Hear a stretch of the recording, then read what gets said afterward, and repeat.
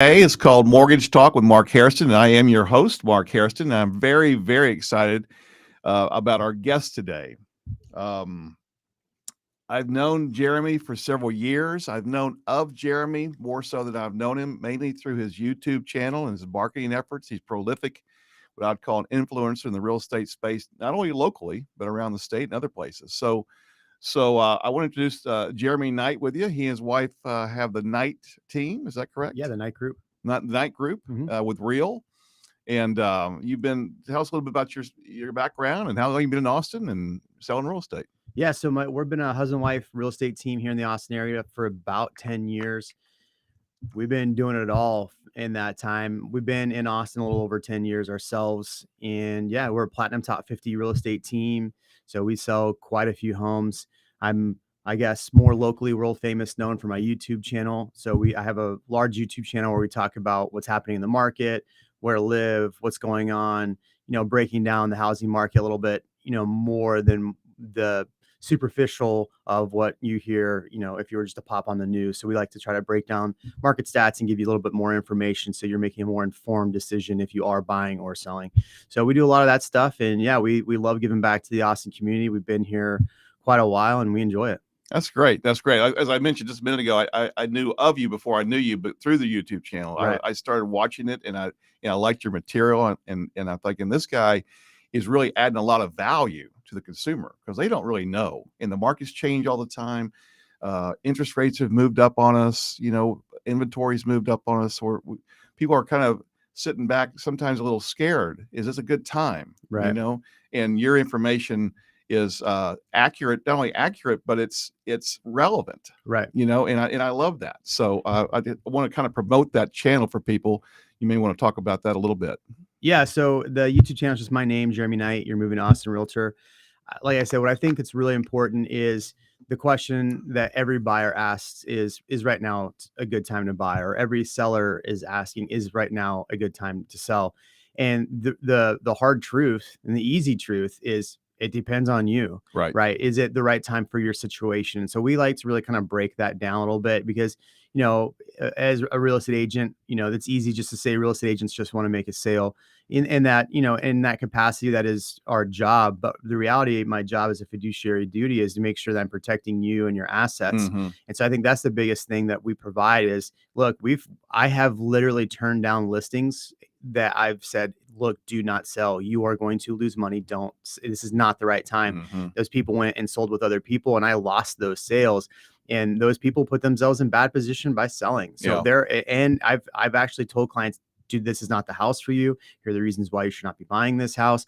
This is why this would be a better option. And I've had to separate, a couple of times with clients because I was trying to do my job, which is to really help them and not put them in a bad situation. And the reason why that became is, early in my career, I worked with a lot of people that had fired their agents to hire us, right? So expireds, withdrawals.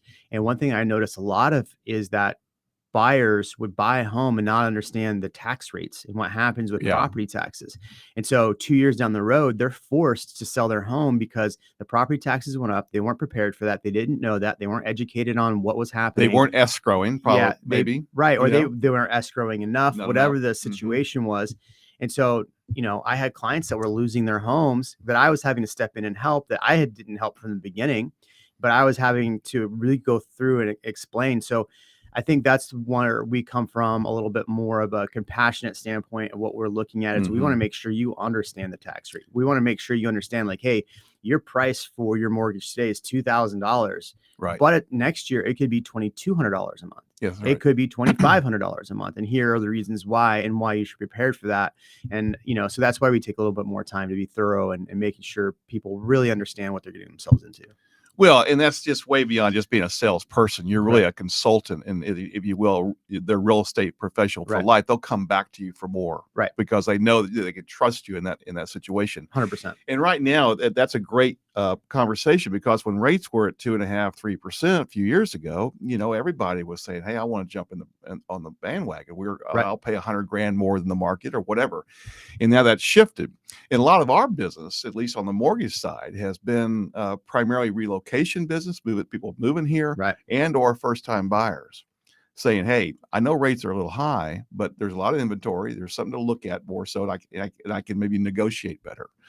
So yeah, I mean, that's interesting. We were talking earlier. One of the things I hear from buyers or people are looking to buy is, oh man, this market's tough. It's unaffordable. Well, is it? We actually have quite a bit of inventory. mhm, Let's actually look at some of the prices. Are they priced right? Are they priced too high to begin with? Let's look at, hey, are there rate buy downs? Are there different ways we can be creative to actually get you into what you're wanting at a good price with a good monthly payment? right. And I think that's, if you just hear in the market that the market's, it's not a good time to buy. Well, yeah, it might not be. But if we actually break it down, it actually might be a better time. Because let's be honest, 2019 was a phenomenal year to buy in hindsight. Yeah, in hindsight. That's right. So is 2023, 2024 going to be that same? Because if you think about it, we are already below and this is what we talk about on the channel a lot, is the actual market stats. We're already below the height of the market. So are you buying What now? do you mean? Tell us about that. Right. So in 2019 was the height of the market for the last like 3 years. Okay. Right. It was the height of the market. But with the pandemic, we went from a median sales price in the Austin area of 380 to we're now sitting at 540 as a median for that's $200,000 price increase almost in 4 years. In 4 years. But last year was 670. It was 670? 670 was the highest we peaked in May of last year. So we're already below the biggest peak. So, and as we know, the market, there's peaks and valleys. How far does this valley go? And how far does this peak come back? So are you actually buying right now at a higher interest rate? Yes. Under the next peak. You probably are buying under the next peak. And now that's not a sales pitch to buy a home. I'm personally trying to find every investment that fits our portfolio right now. And I know a lot of our investors are as well. So, yeah, this could be the next best time because in 2026, people go, oh, I wish I bought in 2023. Oh, I wish I bought in 2024. That's right. That's right. I've been in Austin 46 years. I've owned properties here since 1990. So I've sold a lot of properties over the years, but I've never been hurt in real estate in Austin, Texas. Right. It's always been a good environment as a city, to bring, and not only to Austin, but Texas in general. Right. They're pro-business, Right. And with business comes jobs. And right now you're seeing in Austin, this company's laying off, this company's laying off, this company's laying off. Okay. There's a lot of layoffs, but those layoffs are kind of needed to slow down what was happening here in the Austin area because we were moving way too fast. Yeah. So those job losses, while not good, we're still under a 4% unemployment rate. We're at 3.8% unemployment rate. Still. Wow. So that's still fairly low. On top of that, we have a very large company that was only supposed to hire 10,000 people, already at over 20,000 people in the Austin area, and going to probably be around 30 to 50,000 people in Tesla. So I've helped so many people that have moved to go to Tesla. So right now, what's happening in the market is a lot of these big companies are being squeezed because of, the rate that they can get money from the bank, right? So they're having to lay off for that reason. And when they keep hearing, when buyers hear the Fed fund rate goes up or it's not going up, they immediately think that translates to mortgages. Well, that actually doesn't translate to mortgages because mortgages really follow the 10-year treasury, which that's right. That's right. No. And so, but what it does affect is how businesses trade money back and forth. That's right. Right. And so that's where it's impacted even more. So yes, we needed that slowdown. And so again, are you buying under the next peak? Right. In the Austin area?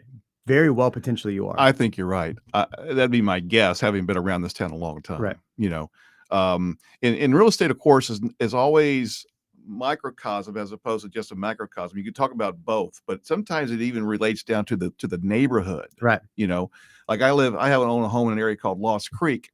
Right across the 360 from that is Westlake Hills. Well, Westlake Hills is a whole different world than Lost Creek. Right. Even though they're in the same vicinity, So can you speak to that on some level about, not specifically per se, but like areas? I know you do a lot of YouTube around areas that are doing well. Right. And you moved out of Austin a couple of years ago, did you not? Yeah. So we moved to Dripping Springs just to get to the school districts we wanted to be in. But yeah, so this is something I actually talk about on the channel quite a bit, is the areas that are seeing the highest increases and biggest decreases in prices on a monthly basis, so month over month.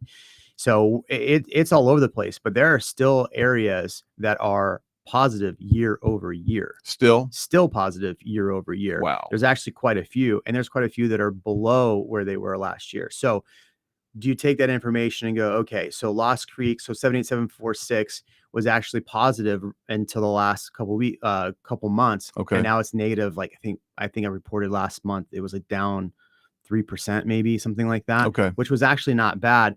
And then 78704, just on the other side of Mopac, you're up 8% Wow. year over year, but you were down year to date 1.3%.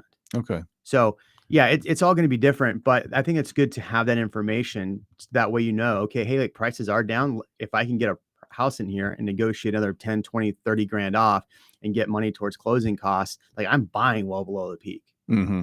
Potentially. Yeah. I mean, Potentially. yeah. I mean, we don't really know what's going to happen in the market, right? But if you look at housing over a whole and in the entirety of housing, you're going to do pretty well in life owning a home. Yeah, exactly. I couldn't agree more. That's why I have for several. Yeah. Yeah. We love real estate, and so that kind of speaks to what are you seeing as far as your buyers? Are you seeing a lot of the same thing, relocation, first time buyers, that sort of thing? Are you seeing move ups, move down? Yeah, we're not seeing as many move ups, and that's because people are rate locked, right? You bought a house back in 2019 or 2020 under 4%, Right. and now you're looking at 8%. Really don't want to move up. I've got equity in my home, but I don't really want to move up. So we're seeing a lot of like the people taking advantage of the market are people that are buying FHA, people are buying first time home buyers, VA. Like they are having great success right now because especially in Austin, we have inventory. Right. Right. Last year you were, like you said, writing offers $100,000 over list price or more. Now I just wrote an offer 70 grand below list price. Yeah. That's huge. We didn't get it obviously, but that, we are writing competitive offers. So, and that's something like we're teaching our clients. It's something we're educating, like at Real Broker, we're teaching our agents like how to actually negotiate those deals. So that's something we're doing as well. Yeah. Let's talk a little bit about Real Brokerage. Sure. We did before the show and your experience there and, the advantages of that, that company. Yeah. So Real Broker is a cloud-based brokerage. And what's great about it is, if you look at the traditional real estate model, it's how much money can we make off the agents? Well, what Real Broker has done is empowered the agents where it's a collaborative mindset. So the agents are benefiting from the growth of the company. So all of the growth that goes into the company, the agents are benefiting from. The agents, and they've really empowered agents to actually become better agents as well. So instead of saying, how much money can we make off the agents? How can we make the agents better? How can we give them more tools? What tools will actually help them? And so at Real, we have a lot of really great technology that helps us. There's trainings consistently. So if you have issues in your business where you're trying to figure out, okay, I'm having this issue, I'm trying to grow a team and I'm not having success with this, there's always a group that is actually helping and collaborating with that. And you have some of the brightest minds in the industry moving here because they see the collaborative growth. They see that, hey, like I can plug into a company that as the company does better, I'm going to do better, which means the people that I bring on are going to do better. And so I spent a lot of time, mentoring agents at Real, helping agents at Real, but I also spent a lot of time mentoring my clients as well. I mean, I have investors from all over that were, basically I'm taking the same method as like, hey, here's what I'm telling my clients and here's why I'm telling my clients. Here's why it makes sense. And we're being super honest and transparent. Like, hey, this might not be for you. We're doing the same thing with the agents too. Yeah. Speaking of investors, are you seeing investors aggressive here in Austin? Or are they kind of holding back? It depends. So, if you look during the pandemic, it was 32% or 28 to 32% of the purchases was investors. Right now it's under 20%. Okay. So, and what was it? I think it was around 28% around there was cash purchases. This year it's below that. How much was it? It was like 28%. Dang. I think historically it's around 20% or less. Right. So it was really, really high. So we're seeing, I'm seeing a lot of cash purchases, but we're also seeing a lot of our clients that are taking advantage of financing. Yeah. Why tie up $100,000 when you can tie up $40,000 and have $60,000 to do other things? That's right. Yeah. Yeah. Even in the last few months, I've probably had maybe 3 or 4 months now, I've probably had 20 very qualified investors contact me about financing, mortgages. Yeah. And these are smart people. I can tell by their portfolio. Yeah. So I'm thinking there's something out there right now. These people see it's a good opportunity. Yeah. I mean, it's a challenge. When I look at some of the investments we look at, if you're going to be putting 25% down as an investor at, you're not looking at 8%. You're looking at probably 8.5%, 9% down Yeah. for a mortgage. You really have to crunch those numbers. And so that's why I'm seeing a little more cash on the investor side. I have investors that are doing, different things. So they're buying more multifamily versus buying single family. So buying 8plexes and leveraging cash that way, or 4plexes, leveraging cash that way. That makes a little more sense. Sure. Yet, I would say really, if you're doing that, put more down, save a little bit, save some money, but put more down. Yeah. Yeah. And we talked before the show again about Austin versus other areas outside of Austin. Yep. I know you'd moved from the South Austin area into Dripping Springs, primarily for schools. I would assume. Yeah. Obviously, it's not for commute because that. Yeah, not for the commute. I looked at the growth of the area as well. So I looked at a lot of things. So you're in High Point. Yeah. Great area. Yeah, great area. So a few things. So we bought a bunch of investments in New Braunfels, so south of Austin. And the reason why we bought in New Braunfels was we saw the growth along the I-35 corridor as an investor it was booming. Right. And I looked at it and I said, okay, so there's a lot of metrics that we look at when we look at investments like that. But the metrics that I was looking at was you have an area that is continuing to grow, that's bringing in businesses, it's bringing in shopping, it's bringing in retail, it's bringing in restaurants, it's bringing in things that people want to, and it has a lot of live attractions, and it's growth, and it's right between the two areas. So we had quite a few investors buying there. We bought in there. When I moved to Dripping Springs, is a place I want to live because of the schools, because of the growth. Now Dripping Springs isn't embracing the same growth tactics that like New Braunfels is. So what that means is that they were really slowing down building, which means that single family, which meant that home prices were going to stay consistent. Right. So I wanted that. I wanted, the schools, obviously. I wanted the location because it's a beautiful area. It is beautiful. And I looked at all of those reasons. We also looked at Lakeway. And when I did the math between the two, the dollar went a little bit further in Dripping Springs. It made a little more sense. Yeah. Yeah. Well, I live in Lakeway, as you know, and if I had my do-over, we may have done something different. Yeah. Just because the 620 is a real hassle. Yeah. I mean, 620 is a hassle. There's a lot of hassles. A hassle. The Y right now is a hassle. That's right. I mean, that's the biggest problem with Austin really is the traffic and the growth. They haven't embraced the growth until recently. Right. And now they're way far behind. Way behind. And what I enjoy about Austin, and when I say enjoy, I don't mean the word enjoy, is that when they go to build a project, they build it like for today, but not for tomorrow. Right. I mean, that why configuration for the highway system was actually planted back in the late 80s. Yeah. And for 30 years later, we're finally getting to it, and it won't be sufficient when we do it, but whatever, so we don't have a lot of time left. Tell the audience how to get a hold of you. They want to speak with you directly if you'd like. Yeah. So you can find us on Google Business Profiles. You can find us on YouTube. Our information's on there. Our website, austinKnightHomes.com. So we're available. If you just type in Jeremy Knight Realtor and any Google everywhere. search, you'll find me. Yeah. Yeah. Pretty easy to do that. And talk about the team a little bit with your wife, because I know she kind of runs the show. Yeah. Yeah. I always tell people that, I'm the show, she's the dough, because, the reality is between us, we have 8 designations. We're a platinum top 50 team in the Austin area.